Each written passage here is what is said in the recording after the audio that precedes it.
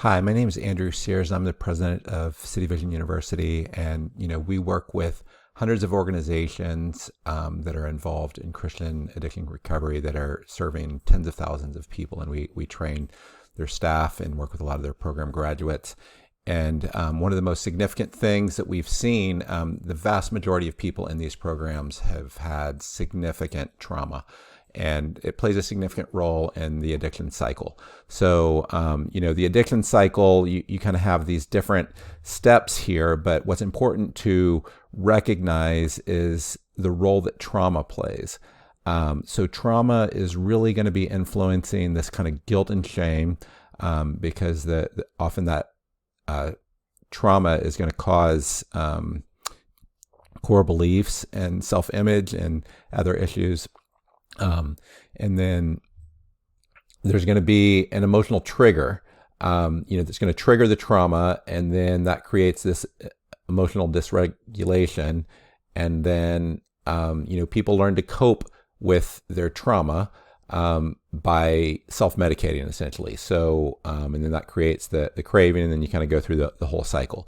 So, what we're trying to do in this week is, talk about the role of processing past trauma to help decrease the guilt and shame, decrease emotional triggers and the trauma triggers. So I myself have trauma. It's been one of the core issues that I've dealt with in my life. I have PTSD, and I have a 25-year history or 25-year plus history of really trying to wrestle with this. And I can tell you that in doing a lot of this processing, man, it's really helped decrease these things in myself. And it decreases it in a way that you're kind of changing the temperature and your thermostat, and your base temperature just goes way down. So, but it's really hard to do. And I want to talk about some of the key principles. So in our course, we have several videos and talk about different key concepts. So in the addiction recovery world, there's this idea of a dry drunk. So it's, sometimes people call it white knuckling, where you just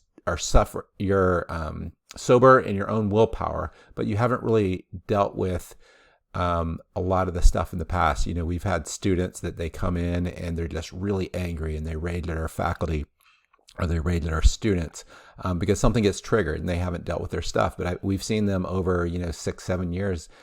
They stop being this kind of dry drunk because they're doing the work, right? They're processing, the roots of addiction and bad habits. So John Townsend is probably the most widely read Christian counseling author right now.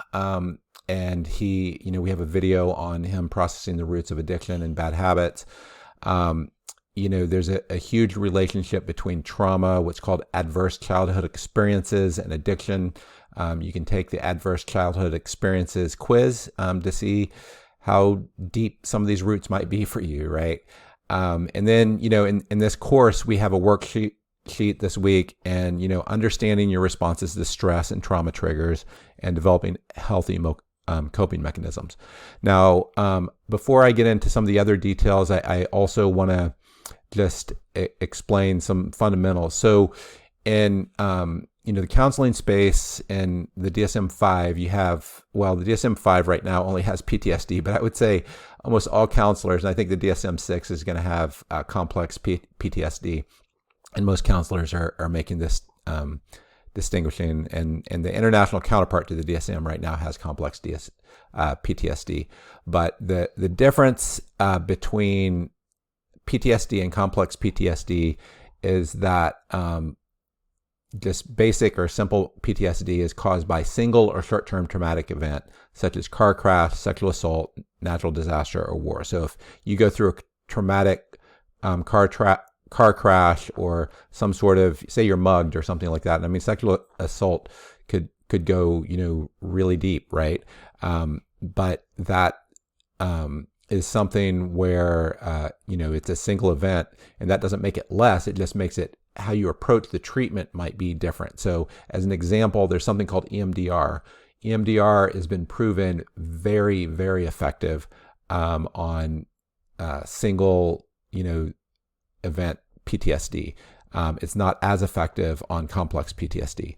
So, and this is where ongoing repeated trauma, such as childhood abuse, domestic violence, torture, or living in a war zone. For a lot of people who are in Christian recovery programs, they have ACEs scores that are kind of off the scale. That's usually going to result in complex PTSD. And there's multiple issues. So you have re-experiencing the trauma, avoidance of people, places, and thoughts that remind you of that, impairment in relationships and daily functioning, alertness, kind of hyper-vigilance is kind of what can be called alertness and reactivity. But often in complex PTSD, there's deeper personal problems, impairment in relationship and daily functioning, and more difficulties with emotional regulation. Now, that doesn't mean that isn't going to happen over here because there's a lot of overlap. Now, treatment of complex trauma, and there's different types of treatment. So you have these different symptoms: the hypervigilance, the re-experiencing, the emotional dysregulation, and interpersonal instability, and physical sensations, and the avoidance. And there's things you can do. So there's in counseling terms they call this distress regulation, and some of what we're going to be talking about is DBT can be useful on some of the distress regulation, and then interpersonal relationship modeling appropriate attachment, and reestablishing values and appropriate expectations. Where your personal identity, if you have this much abuse, your core beliefs often is that you're a bad person. So it can be hard to do things like self-care. As I saw for myself, as I made progress on trauma, I didn't think my way out of my core self-beliefs. In some ways I did, but in some ways it was the progress with the trauma also that helped with that. And then physical symptoms or things along those lines, and exposure therapy. So if someone gets bit by dogs, you might, have them have a dog in a cage that while they're eating a nice dinner is exposure therapy, right? Probably the most popular book right now on trauma is The Body Keeps the Score. I listened to the audiobook of about a third of it, and honestly, with my PTSD background, it was hard for me to process, so I put it off. I'm going to eventually finish it, but it can be challenging to deal with. So with that, for each week, as we go through kind of the week overview, what I'd like to do, in the model we're using in Wounded Healers, the idea is every single one of these circles is connected and influences, usually in both directions, every other circle. But what I want to do is I want to talk about, for each circle, how is it related? Because a lot of times, what's the motivation for processing past trauma? And, how does it relate to these other things? I covered this in an earlier video, but I just want to re-emphasize. So the number one thing that I'd recommend for people in processing past trauma is establish safety first, then processing. I used my own example that, early I thought in my recovery, I thought I was going to cram, and I thought, I will in 3 months do the work of, what normal people would take 5 years. And that was like someone who has broken legs and says, I'm going to recover a lot faster because I'm going to start running straight out. And that slowed me down. And I really didn't get progress until I established safety first.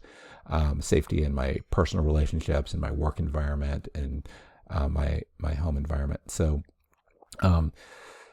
in attempting trauma processing without safety risk relapse, in my case, it was also more of an issue of just my legs weren't getting better because I was running on broken legs. So I had to, take some time to heal. So establish a baseline of safety, processing trauma in individual and group counseling, and decrease. And what it does is it decreases the emotional volatility and health issues, and it helps to reestablish core beliefs and self-image. So, how these relate. So, managing thoughts. A lot of times you have these thoughts that are kind of out of control. Well, and especially as they relate to hypervigilance or, reprocessing trauma or things along those lines. This is like a pressure cooker, and you're relieving some of the pressure out of the pressure cooker. So it's a steam valve. So that can be, extremely helpful.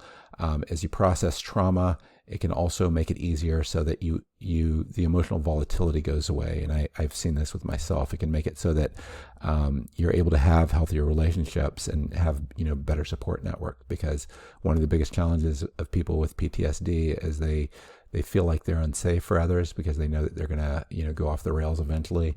And then others feel like they're unsafe. But as you start to make progress on this, then, that starts to get better.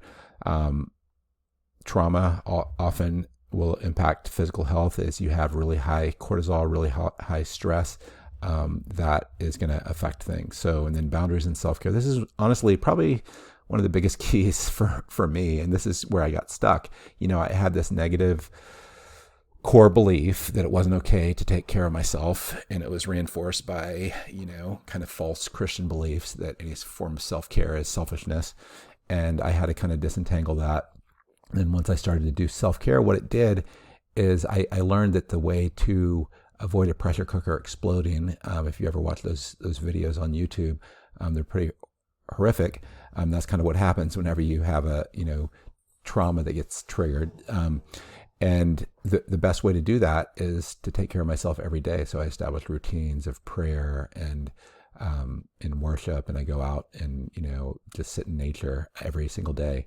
And to me, I try to tell people, it's like, they're like, why do you go do that every day? Well, the same reason why I go to the bathroom every day, because if I didn't, it would get really messy.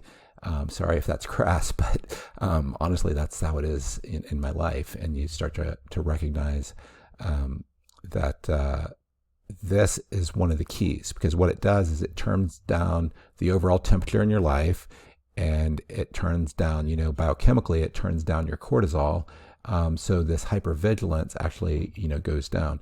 And then, on the side with the job, this is honestly probably the biggest factor. What happens, these two things get entwined. And let me tell you how this often works for people is, you have a few emotional outbursts at work. And, I grew up in an environment where I had hundreds of fights growing up, and you had to be willing to just be ready to throw down for your life survival in a minute. And, I know that's probably not even near what a lot of people who've been in war went through, but people can see that in your eyes. They can see that in your emotions. They can see that how your lip quivers. And a lot of people are intuitive. And, I jokingly used to, train people, and I would say, you can't threaten to kill your boss even once, because that's obviously something that's going to get you fired if you threaten to kill your boss. But a lot of people are intuitive, and they can pick up, you just went to a place where that's where your brain was going. You're thinking violence about your boss, right? And that affects your ability to get promoted. That affects your ability to keep your job. If someone looks at you and they're afraid of their life or afraid that they're going to get hurt, people can intuit rage, and that's going to, affect your ability to get promoted. That's going to affect your ability to keep a job. And what happens and how this works is you get stuck in an environment that really is unsafe. So you have a job that isn't safe. The trauma makes it so that safe people don't want to be around you. So you're stuck only around unsafe people. And then just your overall environment, it becomes this self-perpetuating thing, ultimately you have to get here, right? And if I had to summarize the path for my recovery, it was figure out how to get safety, how to get safe in my relationships, my living environment, my neighborhood, my church, my work, and then do self-care, and as a part of that. And then I was able to make a lot of progress on these other things. But a lot of times people try to do things in the wrong order. So the point of this, and part of the reason why we put this early in the course, is because often this is where people want to go. And we want to kind of put at least a yield sign and say, hey, don't go here first. Do some of these other things. They're actually earlier steps in most cases. And what you're trying to do is you're trying to get to this. Now, there's another point, and the reason why I put another talk on Christian integration and how you can learn from secular secular tools. The reality is you need both Christian and secular tools in this space. Processing trauma is extremely difficult. And there's been a lot of cutting edge things that have happened recently, like for EMDR, it's just this thing that honestly, it seems crazy that it works. So EMDR, it's where you just move your eyes rapidly and it helps, with trauma. And, there's other things that you do, tapping. It feels like hocus pocus, but the reality is it really works. There's nothing like unchristian about moving your eyes or tapping or things along those lines, and it just works. That's coming out of the secular space. It's can be super helpful for a lot of people. There's these other techniques like that. Another example I'll use, even from my own experience, probably one of the most pivotal things for my own trauma recovery. So once I established safety, I went to a group of people who experienced trauma similar to me. They were all guys and they experienced trauma similar to me. And it was brutal going through this group, but I couldn't find a group like that was Christian. And a lot of the techniques and a lot of the support you need, you might need to work with, if you're on Medicaid, you might, need to work with, Medicaid, or if you have insurance, you might need to work with secular counselors. They can be pretty good at some of this stuff, once you're at a spot where there's safety. So it's important to make sure that you're using all the tools in your toolbox for this. So hopefully all of this is really helpful. In this class, one of the advice, bits of advice that I would give you is, just like I said on this book, it started to get to be too much. If there's aspects of this course that are too much for you, don't process them deeply. We don't want to throw you in the deep end and have you drowned in this course. So just process them lightly, or, talk to your instructor, get the supports that you need. We've tried to avoid, we don't have like a big book on, hey, let's dive deep into your trauma. That's not what we're trying to do in this course, but you never know what's going to come up as you're going through. So if it starts to go into that domain where you're like, what, my legs are still broken, I can't go and, walk or run. Just don't do that, and take it easy, and make sure that you kind of keep a baseline of emotional safety in your life as you're going through this course. So hopefully all that's helpful. And I really hope for those of you who have trauma in your background that you'll be able to experience healing from me. One of the other things I want to say also, and this is just, a bit of hope. There's a lot of people who say that there isn't healing for the deepest forms of trauma. And I don't think that's true. I think there is. I have, personally, I feel like I have super deep trauma and I've seen progress. Having said that, it's kind of like the alcoholic who can never be around, alcohol. There's aspects of my life that are like that, where I have to live differently. It's like a catastrophic car accident where your legs are really broken. There's aspects of my life that I'm just not going to ever be normal running. Having said that, but I'm able to lead really well. I don't have PTSD episodes anymore. And, there is a lot of hope, in this space. So hopefully that's helpful. Thanks a lot.